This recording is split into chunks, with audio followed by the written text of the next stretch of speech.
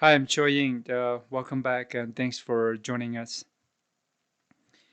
All right, so we finally got over with the nine different misconceptions, and I was wondering if where should I begin, right? Beginning with what am I learning? What are we actually learning together? Before I go over the framework, I think one of the things that people usually ask is, what would I get result from this, and what are the benefits from this, right? So in the modern world days, I totally get it. We don't want to dive into anything, any practice that may or may not help us. It's a good start. So I'm going to take some time and share some of the results and benefits that possibility can help with this frameworks of meditation. So it is a good expectation to have and also not to have. The mind will give you nothing of what you want in meditations.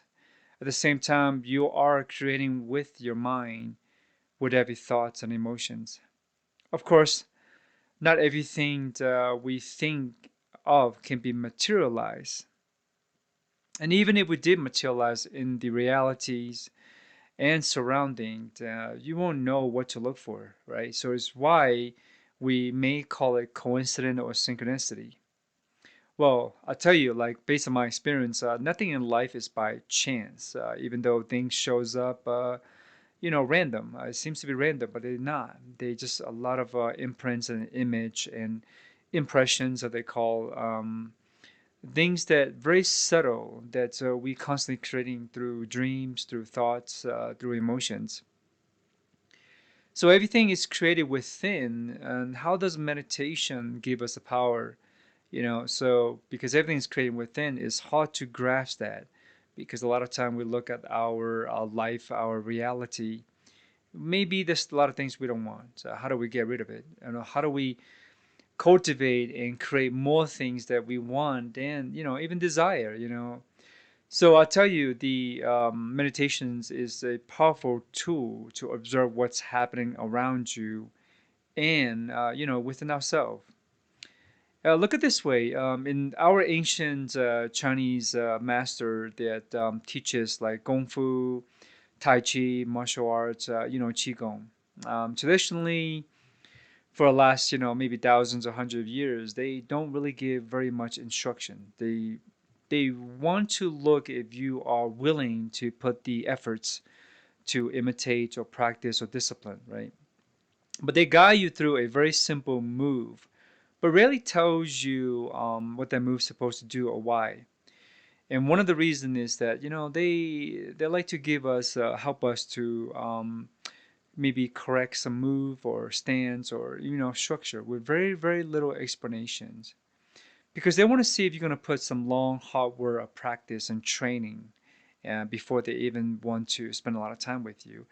And if you look at meditation, it's the same thing with the minds, right? The minds is like you don't get to the root cause of the nature of the mind itself unless the mind's like, hey, how long, how much training you willing to listen to really what's going on. And it seems a very a way that's very difficult because we may not have a lot of time and we want quick, efficient, and effective. We want to pay for something, we want to learn something that's going to give us result. So the one thing in back to the ancient master, they know that if they tell you the result right away, like, hey, you'll get this if you do this, and how you should feel without any training and practice. Guess what? We go into the conceptual mind. Then we're never gonna find it, right? It's all about feeling. And same with meditation. It's all about feeling. But the difference is we have to train the body to be still, right? The body cannot all over the place. We need to train some form, some way. But the mind in this framework is that whether you have expectation or not expectation, we can pinpoint or I can point you to the directions because it is all individual experience. It's all up to you to feel how to find it through the framework.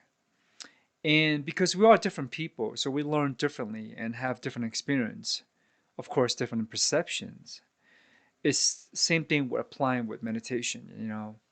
So don't mistake this is a form of mindset that if you work hard, you will accomplish what you want. It is important to know that in any practice, including meditations, that you must have a good guidance, someone who have experience, someone who has the result, and also someone who actually out there integrating this and make it as a very daily practice like myself, integrating to my life. And I want you to do the same thing. You cannot just practice and not integrate them. Otherwise you end up practicing for years, have very little of no results. The results and benefits, what we say, receive in meditation instructions and guidance is really up to you, right? The more you put in, the more you get out of the practice. And through a consistency of meditation practice with good guidance, the awareness and observation of your thoughts, you'll be able to receive the rewards of feeling all conflicts and programming in your mind. Well, not feeling, free the old conflicts and programming the minds.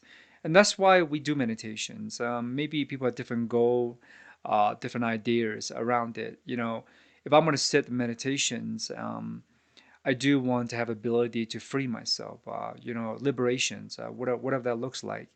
And there is liberations. We start with how to free and break away from negative programmings. The old traumas, the old inner voice, negative, the self-doubt.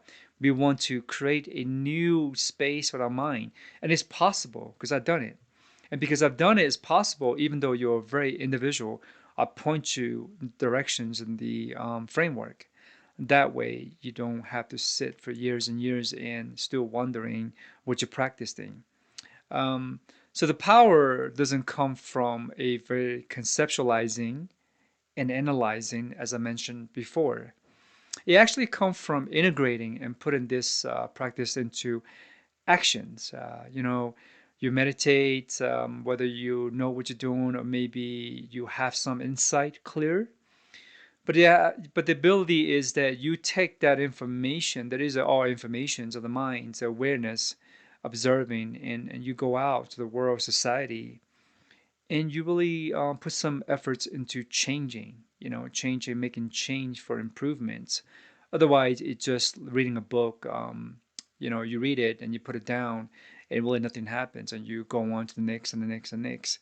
And by then, you're spending so much information, knowledge overload. Um, you still haven't learned anything about yourself, right? So meditation is all about you.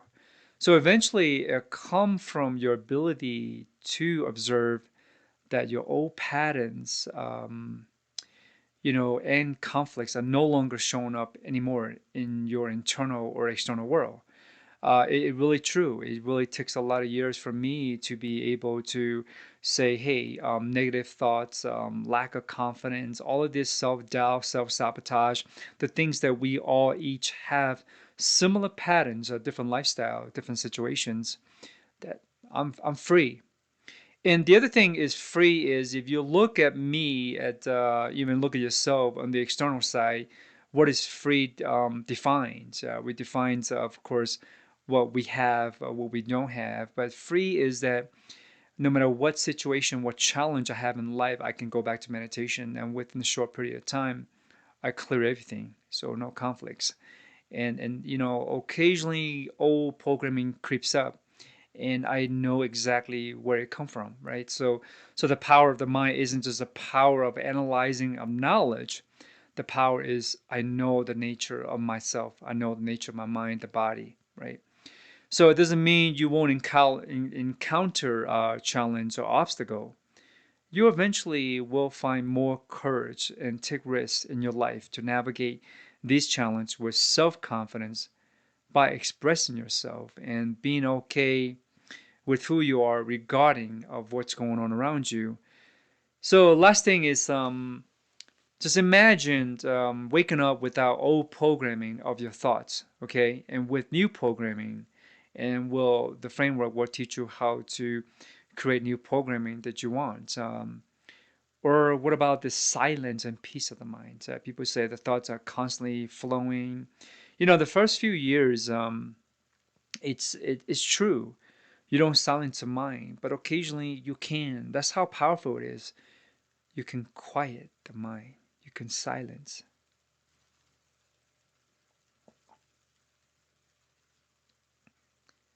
You can be in the present and still forever changing, moving. No such thing as present.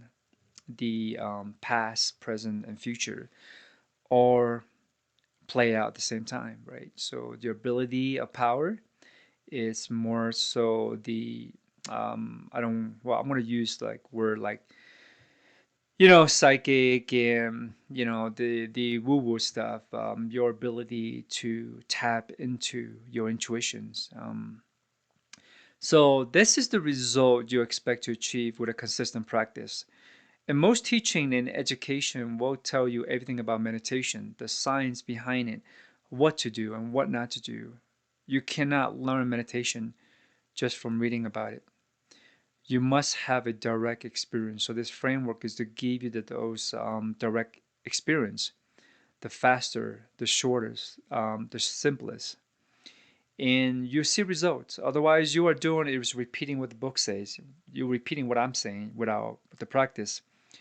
And in this course, I call it workshop courses and even online classes that I teach. Um, as you progress and learn, what as I continue to share, I'm openly to share this because it is so fundamental, so simple that it works. It eliminates so many things that in the external, even the ancient ways of teaching.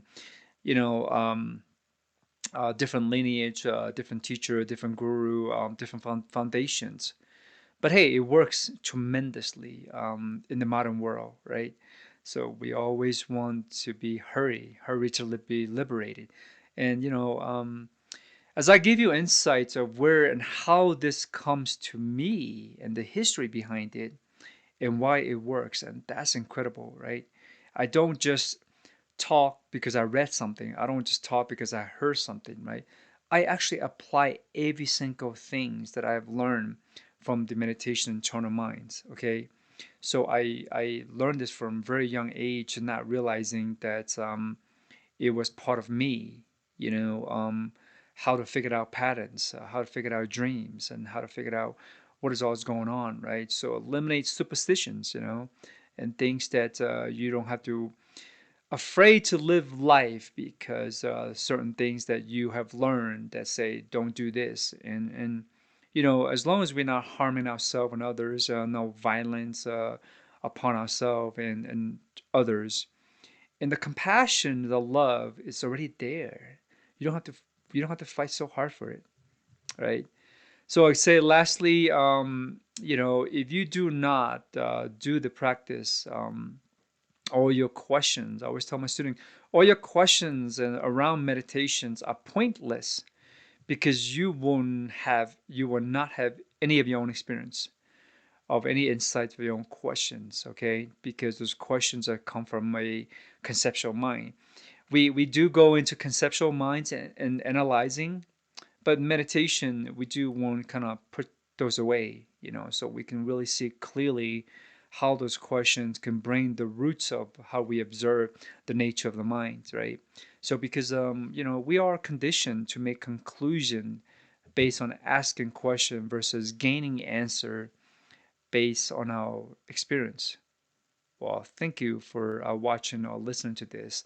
I'm Cho Yin, looking forward to share some more on the next episode. See you next time.